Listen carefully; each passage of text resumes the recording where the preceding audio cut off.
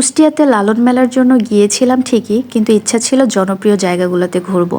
Hello everyone, welcome back to my daily blog. আশা করি আমাকে যে যেখান থেকে দেখছেন সবাই ভালো আছেন এবং সুস্থ আছেন। এই যে এখন আমি সেকেন্ড ডের ব্লগ দিচ্ছি, তো এখানে আমরা এসেছি জাফরের চা খেতে। জাফর টি স্টল, এটা খুবই জনপ্রিয় এবং ভাইরাল একটা জায়গা। কুষ্টিয়ার এখানে সবাই চা খেতে আসে। এরকম কয়েকটা জায়গা করেছে যেখানে হচ্ছে এখন পোড়া পাউরুটি আর হচ্ছে চাটা পাওয়া যায়। তো চার ভিতরে কিন্তু স্পেশাল বলে একটা ব্যাপার থাকে, ওদেরকে বলতে হয়, না বললে কিন্তু স্বরের মাত্রাটা ওরকম বাড়িয়ে দেয় না, যেটা হচ্ছে আমরা মালাই বলি।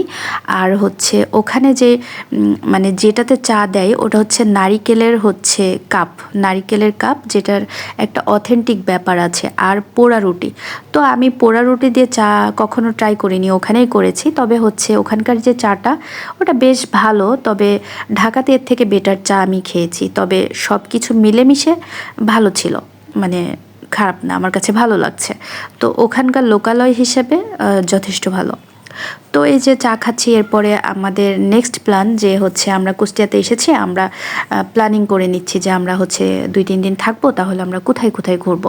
দেন আমাদের ইচ্ছা যে এখান থেকে মানে লালন মেলা আমার আর দেখার ইচ্ছা নাই, তার কারণ আমি একবার গিয়ে ওই যে লাস্ট ভিডিওতে দেখিয়েছি, সেটা কিন্তু আজকে সেকেন্ডে একবার গিয়েছিলাম, জাস্ট ফুটেজ নিয়েছি ওই যে সাধুদের সাথে। কিন্তু আমার যাওয়ার ইচ্ছা নয়, তার কারণ এত বেশি লোকজন। আমার ধারণা ছিল যে অনেক স্টল বসবে, অনেক মেলা হবে, কিন্তু ওটা যে মানুষের মেলা। তো যাই হোক, এই জন্য আর যাওয়ার ইচ্ছা ছিল না। তো পরে এই যে রেস্টুরেন্টে খেতে আসলাম, এই রেস্টুরেন্টটা আমি গুগলে সার্চ দিয়ে খুঁজে পেয়েছি। তো দেখেছিলাম খাবার বেশ ভালো, কিন্তু আসলে গিয়ে খুবই হতাশ, খাবার আমার অতটা ভালো লাগে নাই। কিন্তু হচ্ছে আমি তো কুষ্টিয়ার অনেক কিছু চিনি না, তবে টুকটাক চিনতাম রোডঘাট। তো সেই জায়গা থেকে আর কি তার মধ্যে দিয়ে যতটুকু ঘোরা যায় দেখা যায় ওইভাবে ঘুরেছি।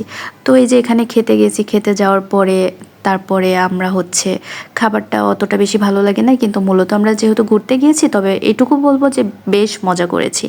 এরপরে আমরা এই যে এখানে ঘুরেছি, এখান থেকে মানে খাওয়া দাওয়া করে দেন আমরা হচ্ছে এখানকারই মানে আরেকটা জায়গায় যাওয়ার প্ল্যান করলাম, যে ওখানে মানে আইসক্রিম খেতে যাব, যেটা হচ্ছে কুলফি, মানে কুষ্টিয়ার বিখ্যাত কুলফি। আর সেটা কোথায় যাব, তার আগে আমরা হচ্ছে ব্রিজে যাব। কুষ্টিয়াতে কিন্তু একটা বাইপাস আছে, যেখানে হচ্ছে ব্রিজ আছে।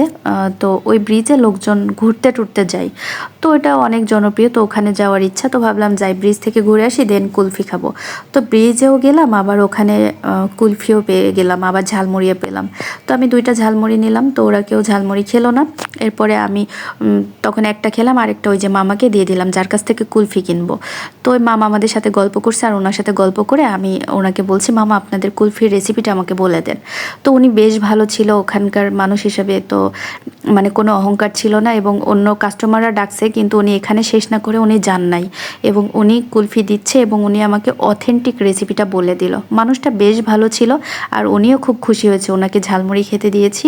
তো এটা খুবই উনি খুশি হয়েছে, আমার বিষয়টা খুবই ভালো লেগেছে। তো এই যে হচ্ছে আমাদের আইসক্রিম খাওয়া শেষ, এবং নেক্সট পার্ট দেখতে হলে অবশ্যই আমাদের সাথে থাকতে হবে, এবং আমরা রবীন্দ্র কুঠিবাড়ি যাব, আরও অনেক জায়গায় যাব, তার জন্য আমাদের সাথে থাকেন। সবাই ভালো থাকবেন, সুস্থ থাকবেন, আল্লাহ হাফেজ।